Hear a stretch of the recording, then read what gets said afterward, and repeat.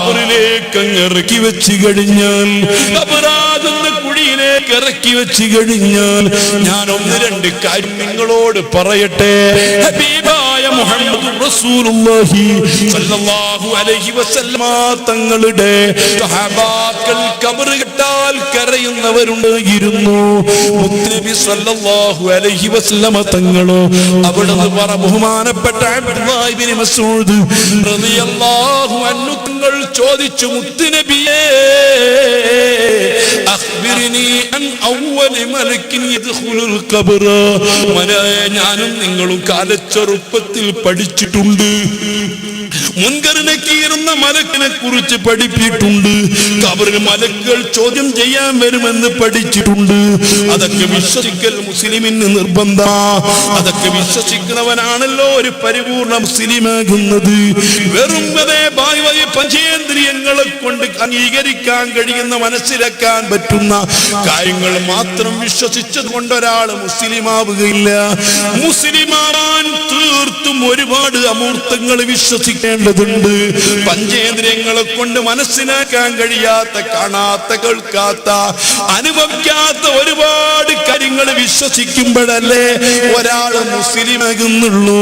മുത്തുനബിയോട് പറയുന്നു, നബിയേ, എന്നാൽ മയ്യത്ത് ഖബറിലേക്ക് കൊണ്ടുപോയി വെച്ചാൽ, നമ്മുടെ ഉപ്പമാരെ കൊണ്ടുപോയി വെച്ചിട്ടുണ്ട്. ഉപ്പമാര് മരിച്ചവര് കൂട്ടത്തിലുണ്ട്, ഉമ്മമാര് മരിച്ചവര് കൂട്ടത്തിലുണ്ട്. കൂടെ കളിച്ചു ചിരിച്ചു നടന്ന പലരും മരിച്ചു പോയിട്ടുണ്ട്. അവരെ ഖബറ്, അവരെ മയ്യത്തിന്റെ അടുക്കൽ നമ്മൾ പോയിട്ടുണ്ട്. അന്നവരെ ഖബറിന്റെ അരികിൽ നമ്മൾ ചെന്ന് നിന്നിട്ടുണ്ട്. ആ ഖബറിന്റെ സൗകര്യം ഞാനും നിങ്ങളും കണ്ടിട്ടുണ്ട്. ആ ഖബറിലേക്ക് അവരെ ഇറക്കി വെച്ചിട്ടുണ്ട്, അവരെ ചരിച്ചു കിടത്തിയിട്ടുണ്ട്. ഭാഗത്ത് കല്ലുകൾ, മൂടുകല്ലുകളെ കൊണ്ട് മൂടി വെച്ചിട്ടുണ്ട്. ചുറ്റുഭാഗത്തും നമ്മൾ നിന്നുകൊണ്ട് ഇതെന്റെ പ്രിയപ്പെട്ട ഉപ്പയാണെന്ന് ചിന്തിക്കാതെ, ഉമ്മയാണെന്ന് ചിന്തിക്കാതെ, മിൻഹാ ഖലഖ്നാകും, ഇതിൽ നിന്ന് നിന്നെ പടച്ചത്, ഇതിലേക്ക് നിന്നെ മടക്കി, ഇതിൽ നിന്ന് തന്നെ നമ്മളിതാ നിന്നെ തിരിച്ചു കൊണ്ടുവരും എന്നർത്ഥം വരുന്ന ആയത്തോതിയിട്ട് മണ്ണ് വാരിയിട്ട് ഖബർ നിറച്ചിട്ടുണ്ട്.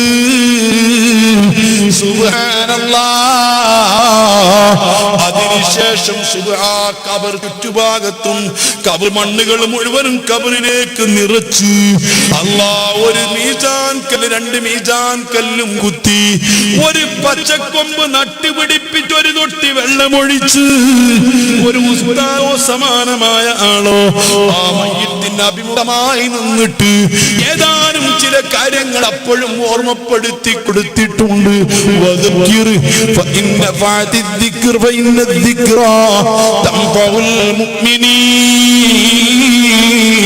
ബഹുമാനപ്പെട്ട ഇമാം ഗനിയെ പോലുള്ളവരൊക്കെ അതേ ആ സമയത്ത് വീണ്ടും ഓർമ്മപ്പെടുത്തി കൊടുത്തിട്ടുണ്ട്. ഓർമ്മപ്പെടുത്തി കൊടുക്കാനാണല്ലോ തൽഖീൻ ചൊല്ലിക്കൊടുക്കുന്നത്.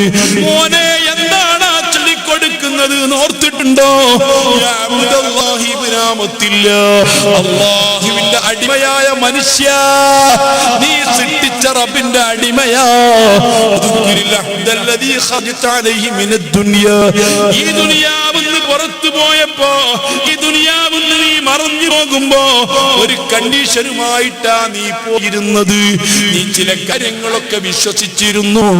അല്ലാഹ്, ഈ പ്രപഞ്ചത്തിന്റെ പിന്നിൽ പ്രവർത്തിക്കുന്ന അല്ലാഹു സത്യമാണ്, അവനയച്ച പ്രവാചകർ സത്യമാണ്, അതേ സ്വർഗ്ഗം സത്യമാണ്, നരകം സത്യമാണ്, അതേ മുൻകർ നക്കീർ നിന്റെ ഖബർ വരുമെന്നത് സത്യമാണ്. ഇതൊക്കെ വിശ്വസിച്ചിരുന്നവനാ. ഇതൊക്കെ നിനക്ക് ശരിക്കും ഓർമ്മ വേണം. അതുകൊണ്ട് ഈ രണ്ട് മലക്കുകൾ വന്നിട്ട് നിന്നെ ഉണർത്തിയിട്ട്, നിന്നെ എഴുന്നേൽപ്പിച്ചിരുത്തിയിട്ട് നിന്നോട് ചില കാര്യങ്ങളൊക്കെ ചോദിക്കുമ്പോ കൃത്യമായിട്ട് പറയണേ എന്നൊക്കെ അവനോട് ഓർമ്മപ്പെടുത്തി കൊടുത്തിട്ട് അല്ലാഹ് നിന്നെ ഉറപ്പിച്ച് നിർത്തി തരട്ടെ. പതറാതെ, പേടിക്കാതെ, നിനക്ക് അങ്കലാപില്ലാതെ, നിനക്ക് പ്രയാസങ്ങളില്ലാതെ, ധൈര്യത്തിലും സ്ഥൈര്യത്തിലും പടച്ച റബ്ബ് നിന്നെ സാബിത്തായ ഖൗല് കൊണ്ട് ഉറപ്പിച്ചു നിർത്തി തരട്ടെ എന്നും പറഞ്ഞു ഈ ഉസ്താദ് ഒരു പ്രാർത്ഥനയും നടത്തി, ഒരു ചെറിയ ദുആവും നടത്തി. ആളുകളൊക്കെ പിരിയുമ്പോൾ ഒരിക്കലും നീ നിരച്ചിട്ടില്ലാത്ത നിന്റെ പ്രിയപ്പെട്ട മക്കൾ നിന്നെ പിരിഞ്ഞുപോയി, നിന്റെ കൂട്ടുകാരൻ പിരിഞ്ഞുപോയി. അല്ലാ, പ്രിയപ്പെട്ട പെങ്ങളെ, നിന്റെ പ്രിയപ്പെട്ട ഭർത്താവ് പിരിഞ്ഞുപോയി. അല്ലാ, ഒരിക്കലും പിരിയില്ല എന്ന് കരുതിയവര് മുഴുവനും പിരിഞ്ഞുപോയി. ആരാണ് നിന്നെ പിരിയാത്തത്? ഒരിക്കലും നിന്റെ ഭർത്താവ് ചിന്തിച്ചു, എന്റെ പ്രിയപ്പെട്ട ഭാര്യക്ക് വല്ലാത്ത പേടിയാണ്, ഒരു ദിവസം പോലും റൂമിൽ ഒറ്റയ്ക്ക് കിടക്കാത്തവളാണ്, അതിരാക്കൊന്ന് ലൈറ്റ് പോയാൽ വരെ എന്റെ പ്രിയപ്പെട്ട ഭാര്യക്ക് പേടിയാണ്. അങ്ങനെ പേടിയുള്ള ഭാര്യയാണ് ഞാൻ ഖബറിൽ കിടത്തിയത്. ഇന്നത്തെ രാത്രിയെങ്കിലും എന്റെ പ്രിയപ്പെട്ട ഭാര്യന്റെ കൂടെ ഞാൻ കൂട്ടിന് കിടക്കട്ടെ. നിന്റെ ഭർത്താവ് ചിന്തിച്ചിട്ടില്ല, നിനക്ക് 1, 2, 8, 10 മക്കളുണ്ടെങ്കിൽ ഒരു മകൻ പോലും എന്റെ പ്രിയപ്പെട്ട ഉപ്പ ഇന്ന് പള്ളിക്കാട്ടിൽ ഒറ്റക്കാ കിടക്കുന്നത്. ഇന്ന് എന്റെ ഉപ്പയുടെ ആദ്യത്തെ രാത്രിയാ, എന്റെ ഉപ്പന്റെ 1ാമത്തെ അനുഭവമാ. ഇന്നെങ്കിലും ഞാൻ എന്റെ പ്രിയപ്പെട്ട ഉപ്പാന്റെ അടുത്ത് നിൽക്കട്ടെ എന്ന് ഒരു മകനും ചിന്തിച്ചില്ല, ഒരു മകളും ചിന്തിച്ചില്ല. എന്റെ ഉപ്പ എനിക്ക് വേണ്ടിയാണ് കഠിനാധ്വാനം ചെയ്തത്, എനിക്ക് വേണ്ടി എനിക്ക് വീട് വെക്കാൻ, എനിക്ക് ബാങ്ക് ബാലൻസ് ഉണ്ടാക്കി തരാൻ, എന്നെ വിദ്യാഭ്യാസം നേടിത്തരാൻ, എനിക്ക് ഉദ്യോഗം വാങ്ങിത്തരാൻ, എനിക്ക് നല്ല ജീവിതം തരാൻ, എനിക്ക് നല്ല സൗകര്യത്തോടു കൂടി ജീവിക്കാനാ എന്റെ ഉപ്പ പലപ്പോഴും റബ്ബിനെ മറന്ന് ജീവിച്ചത്, എന്റെ ഉപ്പ പലപ്പോഴും സംസ്കാരങ്ങൾ ഉപേക്ഷിച്ചത്, എന്റെ ഉപ്പ പലപ്പോഴും ബ്ലാക്ക് ബിസിനസ്സുകൾ നടത്തിയത് എനിക്ക് വേണ്ടിയായിരുന്നല്ലോ. അതുകൊണ്ട് ഇന്നത്തെ രാത്രിയെങ്കിലും എന്റെ പ്രിയപ്പെട്ട ഉപ്പാന്റെ കൂടെ ഞാനൊന്ന് നിൽക്കട്ടെ. ഒരു മകനും ചിന്തിച്ചിട്ടില്ല, ഒരു അനുജനും ചിന്തിച്ചിട്ടില്ല, ഒരു ചേട്ടനും ചിന്തിച്ചിട്ടില്ല, ഒരു കൂട്ടുകാരനും ചിന്തിച്ചിട്ടില്ല. എന്റെ എല്ലാ ഇപ്പോൾ കൂടെയുള്ള കൂട്ടുകാരനാ. ക്ലബിൽ ഞങ്ങൾ ഒപ്പമായിരുന്നു, കളിയിൽ ഞങ്ങൾ ഒപ്പമായിരുന്നു, ഞങ്ങളുടെ ഷോപ്പിൽ ഞങ്ങൾ ഒപ്പമായിരുന്നു, എല്ലാ സംഗതികളും ഞങ്ങൾ കൂറുകാരാണ്, ഷെയറുകാരാണ്. പക്ഷേ എന്റെ പ്രിയപ്പെട്ട കൂട്ടുകാരൻ പെട്ടെന്ന് മരണപ്പെട്ടു. ഇന്നത്തെ രാത്രി എങ്കിലും കൂട്ടുകാരന് കൂട്ടുകിടക്കാൻ ഞാൻ ആ കൂട്ടുകാരന്റെ ഖബറിന്റെ അടുത്തൊന്ന് നിൽക്കട്ടെ. ചിന്തിച്ചിട്ടില്ല, ഒരാളും നിൽക്കുന്നില്ല. അതേ ഉസ്താദ് തൽഖീൻ ചൊല്ലി അങ്ങ് ദുആ ചെയ്ത് പോരുമ്പോ എല്ലാവരും പൊരുന്നു. നീയായി നിന്റെ പാടായി, മക്കള് പറയുന്നു ഉപ്പ നീയായി നിന്റെ പാടായി, ഭാര്യ പറയുന്നു, ഭർത്താവ് പറയുന്നു നീയായി നിന്റെ പാടായി, കൂട്ടുകാരൻ പറയുന്നു നീയായി നിന്റെ പാടായി. അങ്ങനെ തിരിച്ചു പോന്നാൽ പിന്നീട് എന്താണ് സംഭവിക്കുക? തങ്ങളൊന്ന് പറഞ്ഞു തരുമോ? നിന്റെ അറിവിന്റെ മാപ്പിന് കൊണ്ടടക്കാൻ കഴിയില്ല, പഞ്ചേന്ദ്രിയങ്ങളെ കൊണ്ട് മനസ്സിലാക്കാൻ കഴിയില്ല, മൂർത്തങ്ങളെ കൊണ്ടറിയാൻ കഴിയില്ല. അവിടെയാണ് മുത്തുനബി പറയുന്നത്, ഇബ്നു മസ്ഊദ് അവ്വലു മൻ സഅലനി, ആദ്യം നിങ്ങളാണ് ഇതിനെപ്പറ്റി എന്നോട് ചോദിച്ചത്. ഒരാളും ഇന്നുവരെ ഇത് എന്നോട് ചോദിച്ചിരുന്നില്ല. ആരെങ്കിലും ചോദിക്കുമ്പോൾ പറയണമെന്ന് കരുതിയിട്ട് മാറ്റിവെച്ചതായിരുന്നു. നിങ്ങളാണ് ആദ്യമായിട്ട് ചോദിച്ചത്. ഞാൻ പറഞ്ഞു തരാ. അതേ ഖബറെല്ലാം മൂടിക്കഴിഞ്ഞാൽ ആത്മാവ് ശരീരത്തിൽ നിന്ന് പിരിഞ്ഞു പോയില്ലേ? അല്ലാഹുവിന്റെ തിരുസവിധത്തിലെത്തി വീണ്ടും ആത്മാവ് തിരിച്ചു വന്നിട്ടുണ്ട്. ആ തിരിച്ചു വന്ന ആത്മാവ് ഡെഡ് ബോഡിയുടെ കൂടെയുണ്ട്, ഡെഡ് ബോഡിയുടെ സമീപത്തുണ്ട്, മയ്യത്ത് കട്ടിലിന്റെ കൂടെയുണ്ട്. മയ്യത്ത് ഖബറിലേക്ക് ഇറക്കി വെക്കുമ്പോഴും ആത്മാവ് മയ്യത്ത് ഖബറിന്റെ പുറത്തുണ്ട്, മീസാൻ കല്ലിന്റെ സമീപത്തുണ്ട്.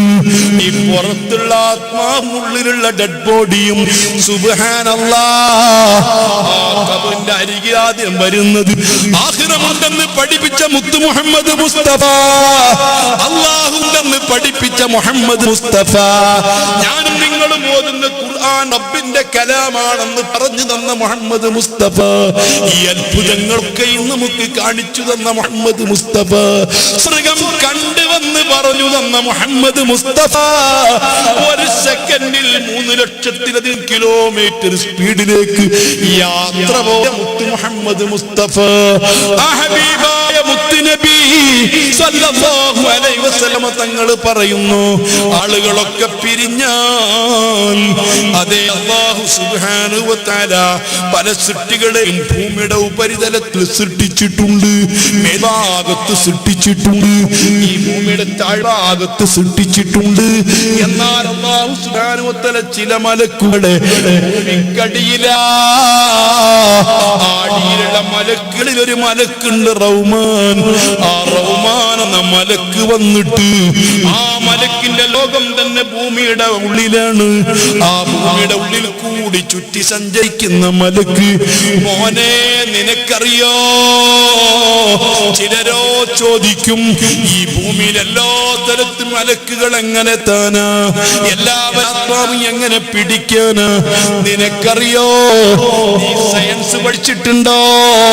നിന്റെ സയൻസ് പഠിച്ച മകനോട് ചോദിക്കുക, ഈ ലോകത്ത് ഏറ്റവും വേഗത കൂടിയ സാധനം പ്രകാശമാ.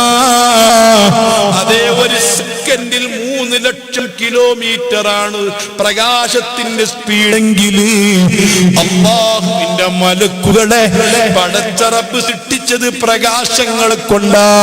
അത് 21-ാം നൂറ്റാണ്ട് ശാസ്ത്രജ്ഞന്മാരെ കണ്ടെത്തി അവരുടെ പ്രത്യേക ഉപകരണങ്ങൾ ഒന്നുകൂടി വികസിപ്പിച്ചപ്പോ സുബ്ഹാനല്ലാഹ്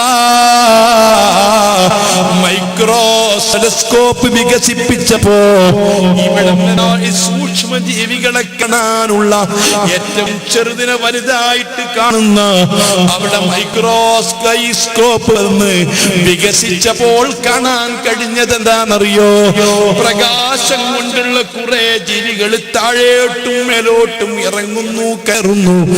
റബ്ബിന്റെ മലക്കുകളാ, ഞാൻ പറഞ്ഞതല്ല. ഇന്നത്തെ പുതിയ നമ്മുടെ വിദ്യാർത്ഥികളോട് ചോദിച്ചാൽ അവര് പറയുന്നു, അതിന്റെ ഡെപ്ത് കുറച്ചുകൂടി ഒന്ന് വികസിപ്പിച്ചപ്പോ ഇതാ പ്രകാശം കൊണ്ടുള്ള ചില ജീവികള് ആയിരക്കണക്കിന് മേൽപോട്ട് കയറുന്നു, ആയിരക്കണക്കിന് താഴേക്ക് ഇറങ്ങുന്നു.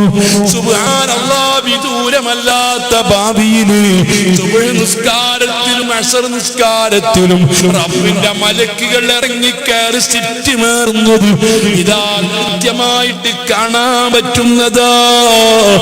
ഇരിക്കട്ടെ, ഈ പ്രകാശ ജീവികളാകുന്ന മലക്കുകൾ അവര് സെക്കൻഡിൽ അവരുടെ സ്പീഡ് 3 ലക്ഷമാണെങ്കിൽ ഈ ഭൂമിയുടെ ചുറ്റുഭാഗവും എടുത്താൽ ഏത് രൂപത്തിൽ ഭൂമിക്കഥാ ക്രോസ് ചെയ്താലും ഏത് രൂപത്തിൽ ഭൂമിയിൽ കൂടി പോയാലും അല്ലാഹ് 96,000 കിലോമീറ്ററേ ഉള്ളൂ.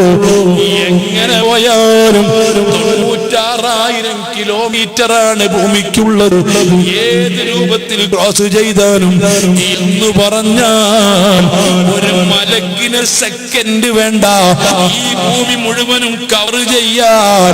നമ്മുടെ മക്കൾ ഇന്ന് പഠിക്കുന്ന സയൻസ് അനുസരിച്ച് ഈ മലക്കുകൾക്ക് ഭൂമി മൊത്തം കവർ ചെയ്യാൻ 1 സെക്കൻഡ് വേണ്ട. 1 സെക്കൻഡിന്റെ 3 മതിയെങ്കിൽ റബ്ബിന്റെ മലക്കുകളുടെ സ്പീഡ് എത്രയാ? ഇതെല്ലാം ഇന്ന് ആധുനികമായിട്ട് തെളിയിക്കപ്പെട്ടതാണെങ്കിൽ ഈ റഹ്മാൻ എന്ന മലക്ക് അല്ലാഹു ഈ ഭൂമിയിൽ പുതിയൊരു കബർ കുഴിച്ചാൽ ആ കബറിൽ ഒരു ഡെഡ് ബോഡി എത്തിക്കഴിഞ്ഞാൽ ആ കബറിന്റെ മുൻവശം കുത്തിത്തുരന്ന് ആ മലക്ക് വരുന്നു. ഈ ഡെഡ് ബോഡി കിടക്കുന്ന കബറിൽ വന്നുകൊണ്ട് മലക്ക് ചെയ്യുന്നത് എന്താണ്? മുത്തുനബി പറയുന്നു ഇബ്നു മസ്ഊദ് തങ്ങളോട്, ഈ കബറിന്റെ പുറത്തുള്ള ആത്മാവും കബറിലുള്ള ശരീരവും തമ്മിൽ ഒന്ന് ബന്ധിപ്പിക്കുന്നു, കണക്ഷൻ കൊടുക്കുന്നു. ആത്മാവിന് കണക്ഷൻ കൊടുത്താൽ ഒരുപക്ഷേ ഐസിയുലായ അപ്പോൾ ആത്മാവ് പിരിഞ്ഞതായിരിക്കും. ആയിരക്കണക്കിന് കൂട്ടുകാരും സ്നേഹിതന്മാരും കൂടിയിരിക്കുന്ന സദസ്സിൽ നിന്ന് പെട്ടെന്ന് അറ്റാക്കുണ്ടായി മരണപ്പെട്ട് ആത്മാവ് പിരിഞ്ഞതായിരിക്കും. അല്ലെങ്കിൽ നല്ല TV കണ്ടുകൊണ്ടിരിക്കുന്ന സമയത്ത് ആത്മാവ് പിരിഞ്ഞതായിരിക്കും. വഴുത് കേട്ടുകൊണ്ടിരിക്കുന്ന സമയത്ത് പിരിഞ്ഞതായിരിക്കും. വണ്ടി ഓടിച്ചുകൊണ്ടിരിക്കുന്ന സമയത്ത് പിരിഞ്ഞതായിരിക്കും. ആ സമയത്ത് അവന്റെ ബോധം പോയത്. പിന്നീട് അവൻ ഈ ആത്മാവ് അങ്ങോട്ട് കണക്ഷൻ കൊടുക്കുമ്പോ അപ്പുറത്തും ഇപ്പുറത്തും ഇരുള, അനങ്ങാൻ കഴിയുന്നില്ല. ഭിത്തി വല്ലാത്ത ഇടുങ്ങിയ ഭിത്തിയാണ്, സൗകര്യങ്ങളില്ല.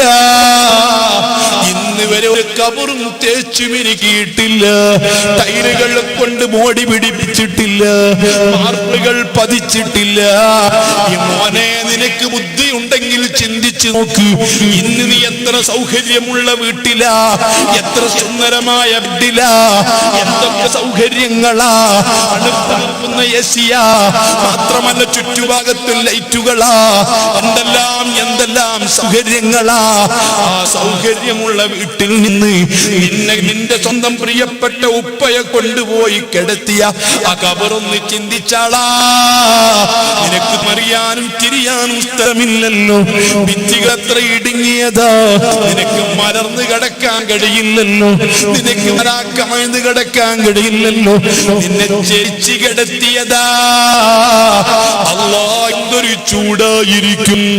ഈ വിശാലമായിരിക്കുന്ന സ്ഥലമാണെങ്കിൽ തന്നെ അതേ ചൂടുകാലത്തൊരു ചൂടാണ്. അതേ സമയത്ത് നീ ഇത്രയും ഇടുങ്ങിയതായ, അങ്ങോട്ടും ഇങ്ങോട്ടും ചലിക്കാൻ കഴിയാത്ത, അനങ്ങാൻ കഴിയാത്ത അത് ഇടുങ്ങിയ കബറാണെങ്കിൽ എന്തൊരു ചൂടാ. മാത്രമല്ല വെളിച്ചമില്ല. സുബ്ഹാനല്ലാഹ്, നീ കാണുന്നത് എങ്ങനെയാ? അപ്പോഴാണ് അല്ലാഹ് ഈ റഹ്മാൻ എന്ന മലക്കിനെ കാണുന്നത്. പൊതുവെ പേടിപ്പെടുത്തുന്ന മലക്ക്. ഈ മലക്ക് നിന്നോട് കണ്ണിമിഴിച്ച നിന്നോട് പറയുന്നത് എന്താണെന്നറിയോ? മോനെ, ഞാൻ പറഞ്ഞത് മറക്കരുത്. ഇന്ന ഇലൈന ഇയാബഹും, എല്ലാവരും നമ്മുടെ അടുത്ത് മടങ്ങി വരും, എല്ലാവരോടും കണക്ക് ചോദിക്കും. ഈ മലക്ക് പറയുന്നു, മോനെ, ഇത് നിന്റെ സുഖവാസ കേന്ദ്രമല്ല, ഇത് വിശാലമായ നിന്റെ റൂമല്ല, ഇത് ഇടുക്കത്തിന്റെ വീടാ, ഇത് ഞെരുക്കത്തിന്റെ വീടാ. ഇവിടെ നിന്റെ കൂട്ടുകാര് പുഴുക്കളാ, ഇവിടെ നിന്റെ സന്ദർശകര് മലക്കുകളാ, ഇവിടെ നിന്റെ സന്ദർശകര് സദാസമയത്തും റബ്ബിന്റെ മലക്കുകളാ. നിന്നെ തേടി കാത്തു നിൽക്കുന്നത് 1.5 മുഴമുള്ള പുഴുക്കളാ.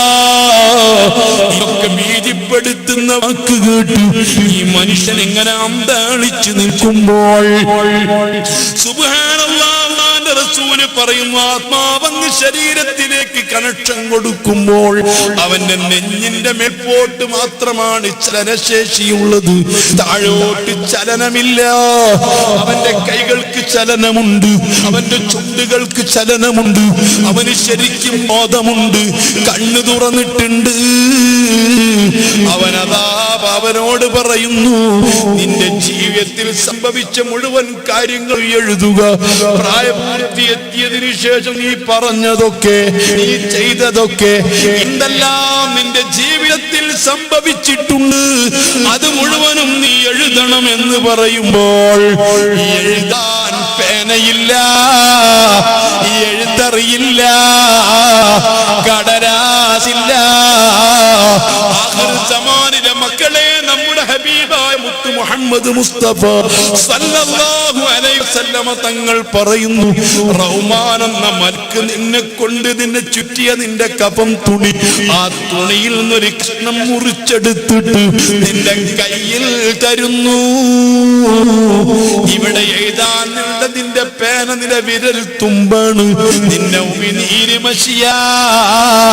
പടച്ച റബ്ബിന്റെ കുദ്റത്തെന്ന് പറയട്ടെ, ഓരോരുത്തരും അവനവന്റെ വിരൽ തുമ്പുകൊണ്ട് അവന്റെ കഫൻ തുണിയുടെ തലയിൽ എഴുതി തുടങ്ങി. ഇന്ന് രാവിലെ മുതൽ ഇതുവരെ നടന്നതും പറഞ്ഞതും ചെയ്തതും നമുക്ക് ഓർമ്മയുള്ളതുപോലെ പ്രായപൂർത്തിയെത്തിയ ശേഷമുള്ള സർവകാര്യങ്ങളും ആ സമയത്ത് ഓർമ്മ വരുന്നതാ, അവൻ എഴുതുന്നതാ. എന്തിനാണ് എഴുതിക്കുന്നതെന്നറിയുമോ? ഇടത്തും വലത്തുമുള്ള മലക്കുകൾ എഴുതി വെച്ചിട്ടുണ്ട്. നിന്റെ റിക്കാർഡ് നിന്റെ കൂടെ വെച്ചിട്ടുണ്ട്. നാളെ നിന്റെ റിക്കാർഡുമായി നിന്റെ മലക്ക് നിന്നെ തെളിച്ചു കൊണ്ടുവരുന്നുണ്ട്. നിന്നെ കോടതിയിൽ ഹാജരാക്കുന്നുണ്ട്. കോടതിയിൽ ഹാജരാക്കുന്ന പോലീസ് ഉദ്യോഗസ്ഥന്റെ കയ്യിൽ ഫയലുള്ളത് പോലെ നിന്റെ മലക്കിന്റെ കയ്യിൽ ഫയലുണ്ട്.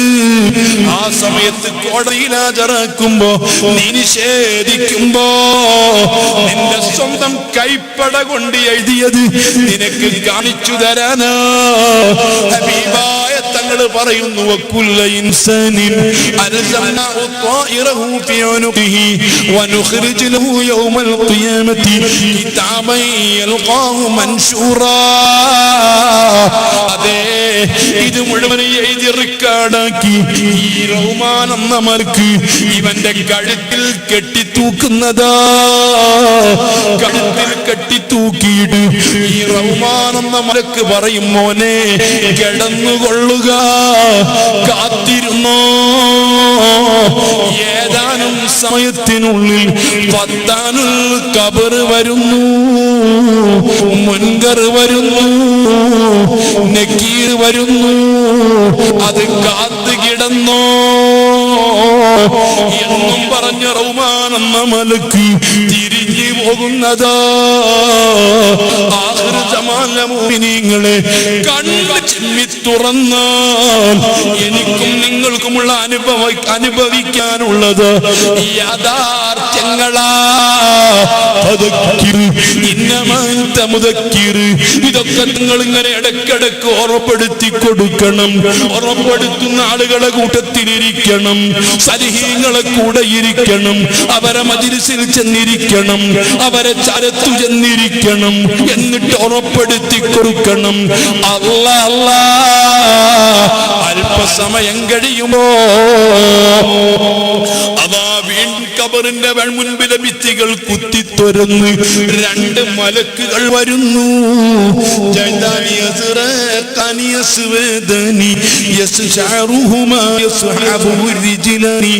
ആരെയും പേടിപ്പെടുത്തുന്ന രൂപത്തിൽ നീളമുള്ള മുടികളുള്ള, അതേ തിളങ്ങുന്ന കണ്ണുകളുള്ള, ആകാര സൗഷ്ഠവമുള്ള ശരീരമുള്ള, ഇടിനാഥം പോലത്തെ ശബ്ദങ്ങളുള്ള, മിന്നലെറിയും വേഗത്തിൽ പ്രകാശമുള്ള ആ രണ്ട് മലക്കുകൾ വന്നിട്ട് അവരെ കൈകളിൽ ദണ്ഡുകളുണ്ട്.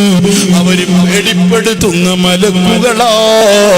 ഇതുകൊണ്ടല്ലേ ആയിഷ ബീവി പറഞ്ഞത്, അല്ലാഹുവിന്റെ റസൂൽ ഇത് പറഞ്ഞതിന് ശേഷം ഒരൊറ്റ നിസ്കാരത്തിലും, ഫർദ് നിസ്കാരത്തിലും സുന്നത്ത് നിസ്കാരത്തിലും അവരുടെ ശിക്ഷയെ തൊട്ട് കാവൽ തേടാതെ തങ്ങൾ നിസ്കരിച്ചിട്ടില്ല.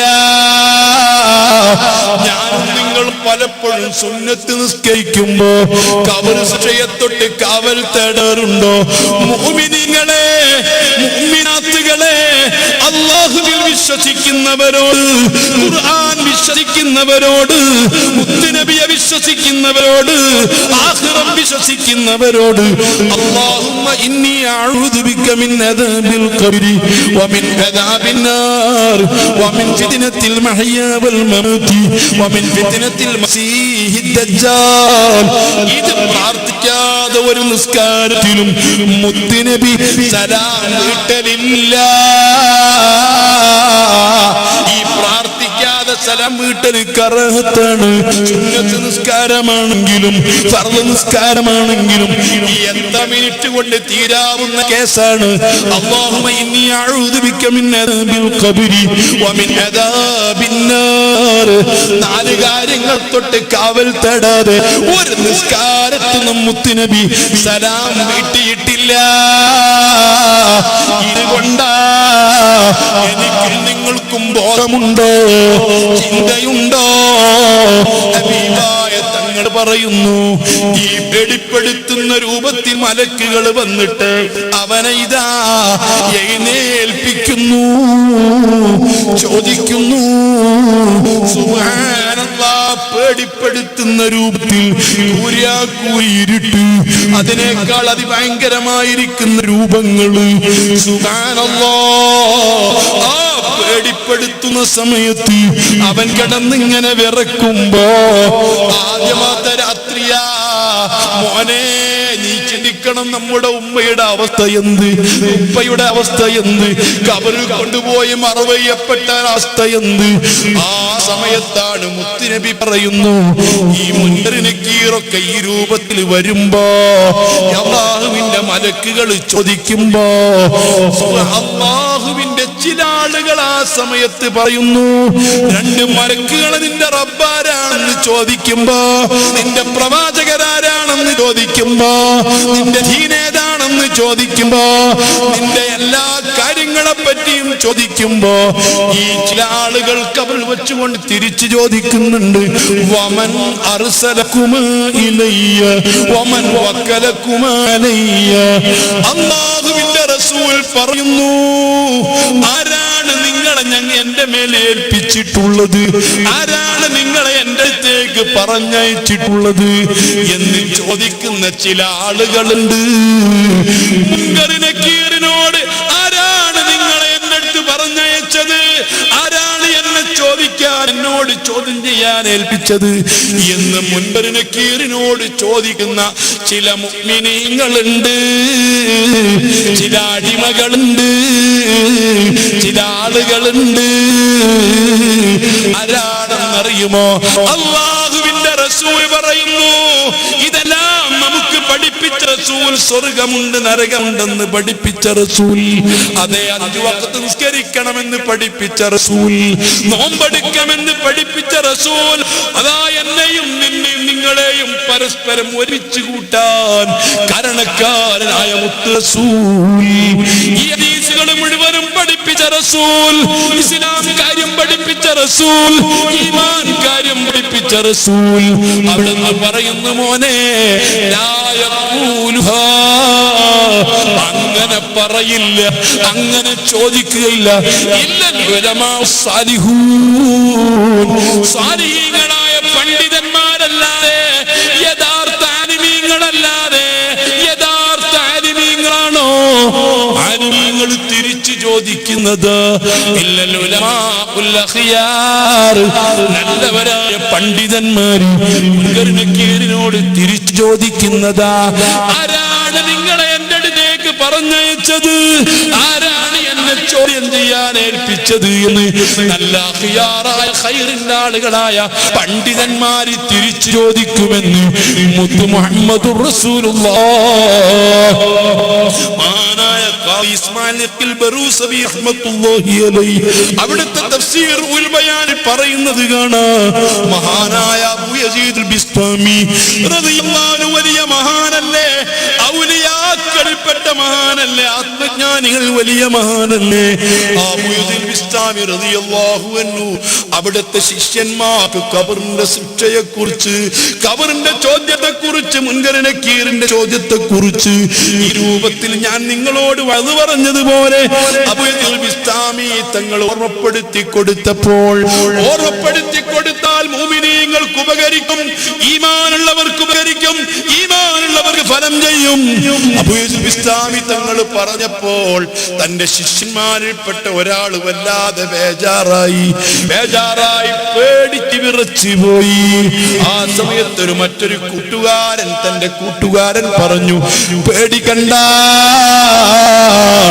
അതൊന്നും നീ പ്രശ്നമാക്കേണ്ടതില്ല, അതൊന്നും ഒരു വിഷയമാക്കേണ്ടതില്ല, അതിനൊന്നും നീ വ്യാകുലപ്പെടേണ്ടതില്ല. ചോദിച്ചു, എന്ത് ചെയ്യും? ഖബറിലെത്തുമെന്നത് സത്യമല്ലയോ? മുൻകർ നക്കീർ ചോദിക്കുമെന്ന് സത്യമല്ലയോ?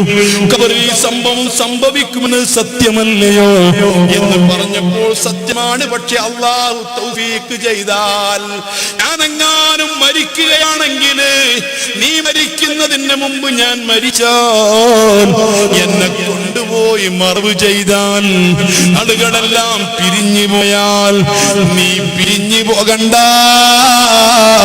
നീ എന്റെ ഖബറിന്റെ അടുത്ത് നിൽക്കുകയാണെങ്കിൽ ആ സമയത്ത് പറയേണ്ടത് നിനക്ക് ഞാൻ കേൾപ്പിച്ചു തരാം. സുബ്ഹാനല്ലാഹ്, ഖാദി ഇസ്മായിൽ ബറൂസബി തങ്ങൾ അവിടെ രേഖപ്പെടുത്തുന്നു, പറഞ്ഞതുപോലെ ഇദ്ദേഹം മരണപ്പെട്ടു. അതേ ഖബറിന്റെ രക്ഷയും ശിക്ഷയും ഖബറിന്റെ ചോദ്യവും കേട്ട് ഭയപ്പെട്ടതിനെ കുറിച്ച് ഓർമ്മപ്പെടുത്തി കൊടുത്തപ്പോൾ ഭയവിഹ്വലനായ തന്റെ ശിഷ്യൻ, ആ ആകുലപ്പെട്ട തന്റെ ശിഷ്യനത് തന്റെ കൂട്ടുകാരനെ കയ്യത്തിന്റെ കൂടെ അനുഗമിക്കുന്നു. നിസ്കാരം കഴിഞ്ഞ് ശ്മശാനത്തിലേക്ക് മയ്യത്തെടുക്കുന്നു. ആ മയ്യത്ത് ഖബറിലിറക്കി വെക്കുന്നു. മുടുകല്ലുകൾ വെച്ച് മൂടുന്നു, മണ്ണുകൾ നിറയ്ക്കുന്നു. ആളുകളെല്ലാം കൂടി ഇന്നവര് മണ്ണിടുന്നു. ഖബറൊക്കെ നിറച്ച് മീസാൻ കല്ലും കുത്തി അല്ലാഹ് തൽഖീനും ചൊല്ലി ദുആ നടത്തി എല്ലാവരും പിരിഞ്ഞുപോയി. മഹാനായ ഇബ്രാഹിം റളിയല്ലാഹു അൻഹു, അല്ലാഹ് ഞാൻ നേരത്തെ പറഞ്ഞു, ഒന്നുകൂടി ആവർത്തിച്ച് പറയുന്നു, സാലിഹീങ്ങളെ ചില വാക്കുകൊണ്ട്, സാലിഹീങ്ങളെ ചില സമീപനം കൊണ്ട്, സാലിഹീങ്ങളെ ചില ഇടപെടൽ കൊണ്ട് വലിയ മാറ്റങ്ങളല്ലേ. ബൽഹാ ഭരിച്ചിരുന്ന ഭരണാധികാരി മൻസൂറിന്റെ പേരക്കുട്ടി ഇബ്രാഹിം ഇബ്നു അദ്ഹം തങ്ങൾക്ക് വലിയ മനസാന്തരമുണ്ടായി. കമാ ഖാല റഊസു സയ്യിദിന ഇബ്നു അദ്ഹമി അലിയുൽ മഖാമിൽ ആരിഫുൽ മുതവരിഉ. മഹാനായ വൽഖൈല ചക്രവർത്തി മൻസൂറിന്റെ പേരക്കുട്ടി അല്ലാഹ് സർവസുഖങ്ങളോട് ആഡംബരങ്ങളോട് ആടിക്കളിക്കുന്ന ബെഡിൽ കഴുത് കുളിച്ച് സുഖിച്ച് കിടന്നുറങ്ങിയിരുന്ന കൊട്ടാരത്തിൽ രാജാവായിരുന്ന മഹാനായ ഇബ്രാഹിം ഇബ്നു അദ്ഹം തങ്ങൾ തന്റെ ദാസി, തന്റെ വീട്ടിൽ തൂത്തുവാരുന്ന തന്റെ കൊട്ടാരത്തിലെ ഒരു അടിമ സ്ത്രീയായിരിക്കുന്ന പെണ്ണ് തന്റെ പ്രൈവറ്റ് റൂം തൂത്തുവാരാൻ വേണ്ടി വന്നപ്പോ അതിസുന്ദരമായ ബെഡ് കണ്ടപ്പോ അതിലൊന്ന് കിടന്നപ്പം മയങ്ങിയപ്പോ പെട്ടെന്ന് രാജാവ് വന്നപ്പോ രാജാവിന്റെ കയ്യിൽ അടി കിട്ടിയപ്പോ പൊട്ടി കരഞ്ഞപ്പോ രാജാവ് ചിന്തിച്ചു, ഞാൻ അത്രയൊന്നും അടിച്ചില്ലല്ലോ, ഇങ്ങനെ കരയാൻ മാത്രം ഞാൻ അടിച്ചില്ലല്ലോ, എന്തു പറ്റി? ആ ഒരു പെൺകുട്ടിയുടെ വാക്കുകൊണ്ട് മഹാനായ ബൽഖൈല ചക്രവർത്തി ഇബ്രാഹിം ഇബ്നു അദ്ഹം തങ്ങൾക്ക് വലിയ മാറ്റം വന്നു. ഹിദായത്തിന്റെ വെളിച്ചം കത്തി, തന്റെ കൽബ് പ്രകാശിതമായി. ഓർമ്മപ്പെടുത്തി കൊടുത്തപ്പോ വലിയ മാറ്റങ്ങൾ സംഭവിച്ചു. മഹാരാജാവേ, ഈ കൊട്ടാരത്തിൽ നിമിഷ നേരം, ഈ കൊട്ടാരത്തിൽ അതിസുന്ദരമായ നിങ്ങളെ പ്രൈവറ്റ് റൂമില്, ഈ സുന്ദരമായിരിക്കുന്ന ബെഡില് അല്പസമയം ഒന്ന് അറിയാതെ കിടന്നു, അറിയാതെ മയങ്ങിയതിന്റെ ആ സന്ദർഭത്തിൽ പിടന്ന് വന്ന് നിങ്ങൾ എന്നെ അടിച്ചുവെങ്കില്, ഞാൻ ഞെട്ടി ഉണർന്നെങ്കില്, സുബ്ഹാനല്ലാഹ്, എന്നെയും നിങ്ങളെയും സൃഷ്ടിച്ച റബ്ബ്, എന്റെയും നിങ്ങളുടെ യജമാനനാകുന്ന സർവാധിനാഥനായ റബ്ബ് ഈ എന്നും ഇതിൽ കിടന്ന് സുഖിക്കുന്ന നിങ്ങളെ എത്ര അടിക്കുമെന്നോർത്ത് കരഞ്ഞു പോയതാ.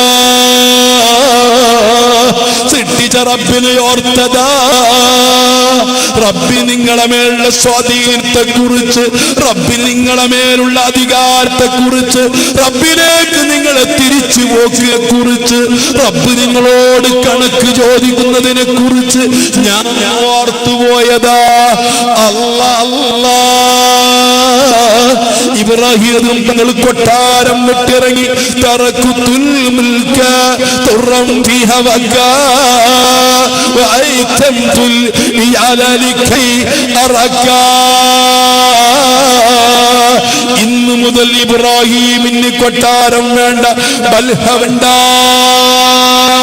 അതിസുന്ദരമായ കൊട്ടാരം വേണ്ട, രാജകീയ സൗകര്യങ്ങൾ വേണ്ട, എനിക്ക് അടിമകൾ വേണ്ട, മക്കൾ വേണ്ട.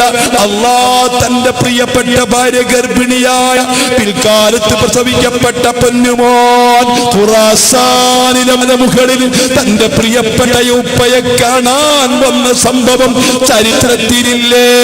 ഉമ്മയോട് ഉപ്പയൊന്നു കാണാൻ, ഒരിക്കലെങ്കിലും ഒന്ന് കാണാൻ തന്റെ സമയത്ത് മഹാനായ ഇബ്രാഹിം തങ്ങളെന്നും തൊലിയുമായി സർവവും ഉപേക്ഷിച്ച് അതാവേശപ്രച്ഛന്നനായി എല്ലാം നഷ്ടപ്പെട്ട് എല്ലാം തൊലിയുമായി പാവപ്പെട്ടവന്റെ ഖിദ്മ ചെയ്തുകൊണ്ടിരിക്കുന്ന ആ ഉപ്പയെ കണ്ടപ്പോൾ, ചെന്നൊന്ന് സലാം പറഞ്ഞപ്പോൾ, സ്വാഭാവികമായിട്ടൊരു ഉപ്പാക്ക് തന്റെ മകനോടുള്ള സ്നേഹം തോന്നിയപ്പോൾ ഉടനെ തന്നെ എന്തിലെ ഒന്നിരിക്കൽ എന്നെ മരിപ്പിക്കണം, അല്ലെങ്കിൽ എന്റെ പൊന്നുമോനെ മരിപ്പിക്കണം.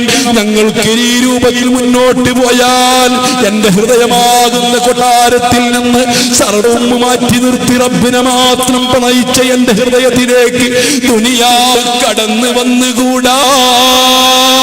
ഇത്രയും കാലം കൊണ്ട് അധ്വാനത്തിന്റെ ഫലമായി നേടിയെടുത്ത ആത്മീയ കൈവിട്ടുകൂടാ. നീയാകുന്ന കാമുകിയെ വിട്ട് മറ്റൊരു കാമുകനും കാമുകിയും എന്റെ കൽബിൽ വന്നുകൂടാ.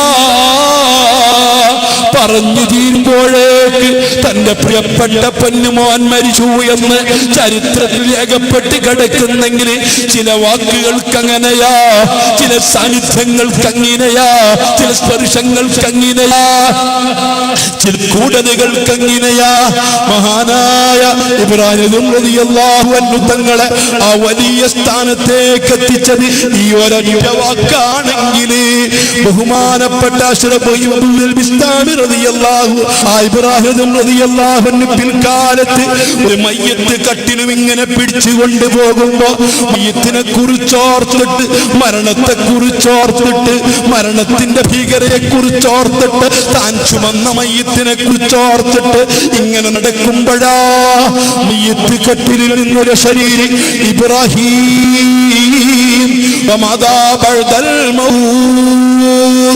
മരണത്തെ കുറിച്ചോർത്താൽ മതിയോ? മരണത്തിന് ശേഷമുള്ള കാര്യങ്ങളെ കുറിച്ച് എന്തുകൊണ്ട് ഓർത്തില്ല? ഞെട്ടിത്തെറിച്ചു പോയി.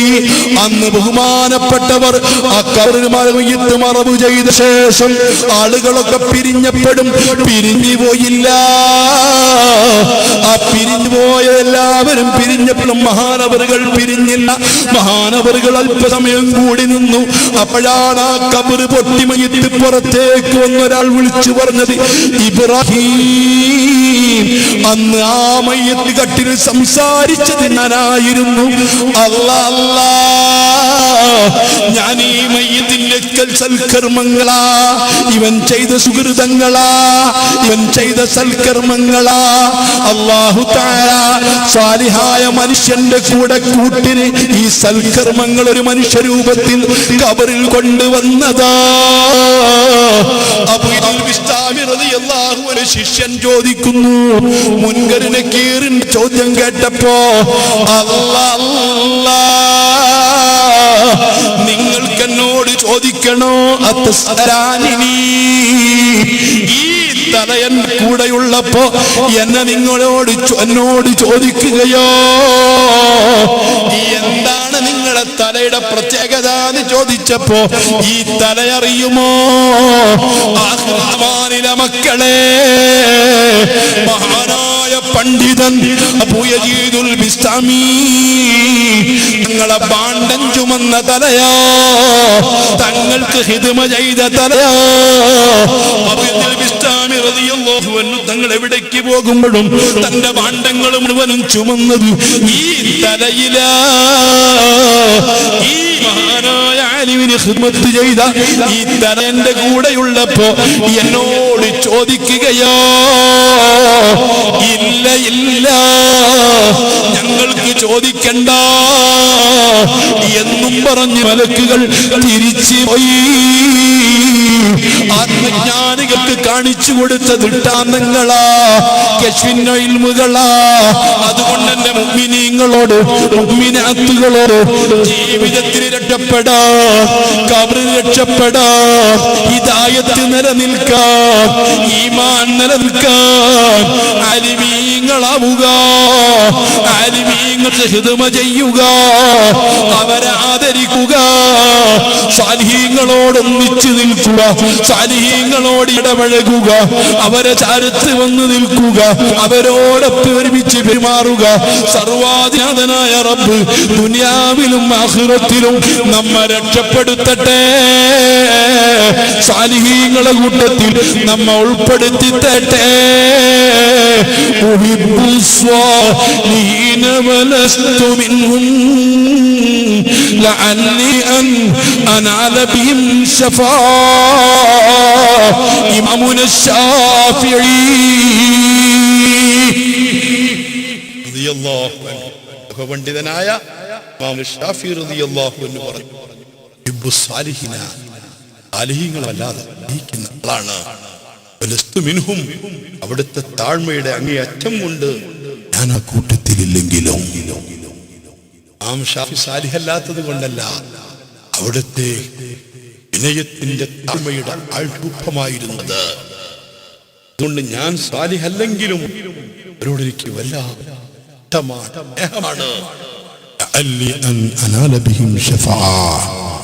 അതുകൊണ്ട് എനിക്ക് അതുകൊണ്ട് എന്റെ പ്രിയപ്പെട്ട സഹോദരന്മാരെ, ഞാൻ നിർത്തി, സ്വാലിഹീങ്ങളോടൊപ്പം ചേരുക, അവരെ കൂടെ നിൽക്കുക, അവരെ സ്നേഹിക്കുക, അവർക്ക് ഖിദ്മ ചെയ്യുക. അതിലൂടെ നമുക്ക് ദുനിയാവ് രക്ഷപ്പെടാൻ പറ്റും, ആഖിറം രക്ഷപ്പെടും, ഖബറിൽ നമുക്ക് തുണയാവും. അർഹമുർ റഹീമീനായ അൽ മലിക്കുൽ ജബ്ബാറായ സർവ്വാധിനാഥനായ റബ്ബുൽ ഇസ്സത്ത് നമ്മെ രക്ഷപ്പെടുത്തുമാറാവട്ടെ, നമ്മെ രക്ഷപ്പെടുത്തുമാറാവട്ടെ. അതുകൊണ്ടാണ് ഒരു വർഷത്തിലൊരിക്കലെങ്കിലും ഇതുപോലത്തെ മഹാന്മാരുടെ ചാരത്ത് വരുന്നത്, അവരോരണ്ടെത്തി നിൽക്കുന്നത്, അവിടെ വരുന്ന ആലിമീങ്ങളുടെ അവരുമായിട്ട് ബന്ധപ്പെടുന്നത്, അവരെ കൈപിടിക്കുന്നത്, മുസാഫഹത്ത് ചെയ്യുന്നത്. അതിലൂടെ അല്ലാഹു നമ്മുടെ ദുനിയാവും ആഖിറവും രക്ഷപ്പെടുത്തി തരുമാറാവട്ടെ.